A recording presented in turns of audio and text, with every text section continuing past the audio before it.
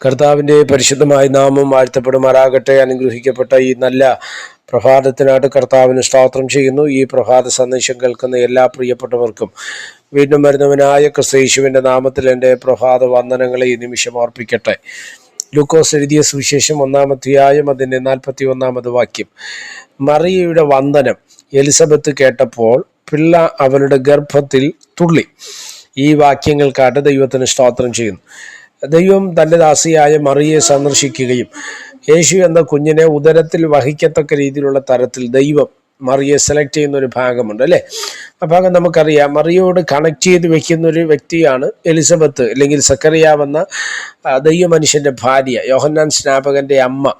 ഇവർ രണ്ടുപേരും ഒരു കണക്ഷനുണ്ട്. അപ്പം മറിയയോട് ദൈവം ദൂത് പറയുമ്പോൾ അത് വിശ്വസിക്കാൻ കഴിയാത്തത് കൊണ്ട് ഗബ്രിയേൽ ദൂതൻ പറഞ്ഞു, മനുഷ്യരാൽ അസാധ്യമെന്ന് പറഞ്ഞ് എലിസബത്തിന് ഇത് 6-ാം മാസം, ദൈവത്തിനൊരു കാര്യവും അസാധ്യമല്ലല്ലോ എന്ന് പറഞ്ഞ് അവിടെയും എലിസബത്തിൻ്റെ ഒരു കണക്ഷനെ നമുക്ക് കാണുന്നുണ്ട്. എന്നാൽ മറിയെ ദൈവം സന്ദർശിച്ച് അവളുടെ ഉദരത്തിനകത്തൊരു കുഞ്ഞു ഉൽപ്പാദിതമായി ഇട്ട് അവൾ എഴുന്നേറ്റ് എവിടെ പോയി? സക്കറിയാവിൻ്റെ അടുക്കലേക്ക് പോവുകയാണ്. സ്തോത്രം. അങ്ങനെ എലിസബത്തിനെ ചെന്ന് വന്ദിക്കുന്നു. എന്നാൽ ആ വന്ദനം എലിസബത്ത് കേൾക്കുന്ന സമയത്ത് എലിസബത്തിൻ്റെ ഗർഭത്തിൽ കിടക്കുന്ന പിള്ള തുള്ളി എന്ന് പഠിപ്പിക്കുന്നു. അതാണ് ഇതിനകത്തുള്ള ഒരു ചിന്ത എന്ന് പറയുന്നത് അല്ലേ. മറിയയാണ് വന്ദനം പറഞ്ഞത്. എന്തിനാ പിള്ള തുള്ളിയത്? അതിനകത്തൊരു കാരണമുണ്ട്. യേശു എന്ന കുഞ്ഞ് മറിയയുടെ ഉദരത്തിനകത്തായിരിക്കുമ്പോൾ യേശുവിന് മുന്നോടിയായിട്ട് വന്ന യോഹന്നാൻ സ്നാപകൻ എലിസബത്തിൻ്റെ ഉദരത്തിനകത്ത് ആയിരിക്കുന്നു. ഇവർക്ക് തമ്മിൽ പരിചയമുണ്ട്. സ്തോത്രം. ഇവർക്ക് തമ്മിൽ അറിയാം.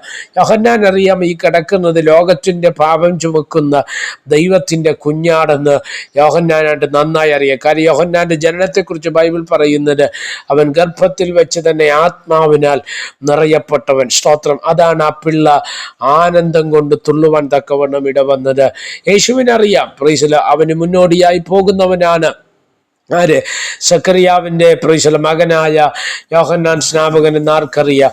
അല്ല, സ്തോത്രം. യേശുവിനറിയാം. എന്നെ കേൾക്കുന്ന ദൈവജനത്തോട് ഞാൻ പറയട്ടെ, ചില വാഗ്ദത്തങ്ങൾ വെളിപ്പെട്ടു വരുമ്പോൾ നമ്മുടെ ഹൃദയത്തിൻ്റെ അകത്തളങ്ങൾ ആനന്ദം കൊണ്ട് തുള്ളത്തക്ക രീതിയിൽ ദൈവത്തിൻ്റെ പ്രവൃത്തി വെളിപ്പെട്ടു വരുവാൻ തക്കവണ്ണം ഇടയാകും.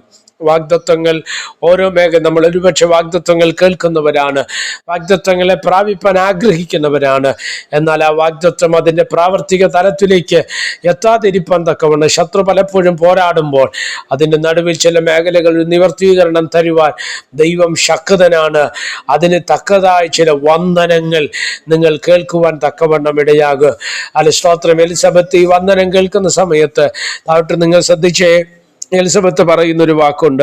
സ്ത്രീകളിൽ, മറിയോട് പറയുക, സ്ത്രീകളിൽ നീ അനുഗ്രഹിക്കപ്പെട്ടവൾ, നിന്റെ ഗർഭഫലവും അനുഗ്രഹിക്കപ്പെട്ടത്. എൻ്റെ കർത്താവിൻ്റെ മാതാവ് എൻ്റെ അടുക്കൽ വരുന്ന മാനം എനിക്ക് എവിടെ നിന്ന് ഉണ്ടായി. അപ്പം സ്തോത്രം. എലിസബത്ത് അത് മനസ്സിലാക്കുകയാണ്. എതിരെ നിൽക്കുന്ന മറിയ യേശു എന്ന ലോകരക്ഷിതാവിൻ്റെ അമ്മയെന്ന് പറയത്തക്ക രീതിയിൽ എലിസബത്തിൻ്റെ ഹൃദയത്തിനകത്ത് വെളിപ്പാടിൻ്റെ ആഴം വർദ്ധിക്കുകയാണ്. അതുകൊണ്ട് എന്നെ ശ്രദ്ധിക്കുന്ന യുവക്കളോട് ഞാൻ പറയുക, ചില വന്ദനങ്ങൾ, ചില ദൂതുകളുടെ നിറവേറിലേക്ക് വരുവാൻ തക്കവണ്ണം ഇടവരും. അതിനായിട്ട് ദൈവം നമ്മളെ സഹായിക്കട്ടെ. പ്രാർത്ഥിക്കാം. പരിശുദ്ധനായ ദൈവമേ, സ്വർഗീയ നല്ല പിതാവേ, ഈ സന്ദേശത്തിനായിട്ട് നന്ദിയോടെ കർത്താവിന് സ്തോത്രം ചെയ്യുന്നു. ഈ സന്ദേശം കേൾക്കുന്ന എല്ലാ പ്രിയപ്പെട്ടവരെ തൃക്കരങ്ങളിൽ തരുന്നു. ഈ സന്ദേശം അനേകർക്ക് അനുഗ്രഹവും ആശ്വാസവുമായി മാറുവാൻ സ്വർഗം ഇടവരുത്തും. മഹത്വം അങ്ങേക്ക് യേശു കർത്താവിൻ്റെ നാമത്തിൽ തന്നെ. ആമേൻ. എല്ലാവരെയും ദൈവം അനുഗ്രഹിക്കട്ടെ. God bless you.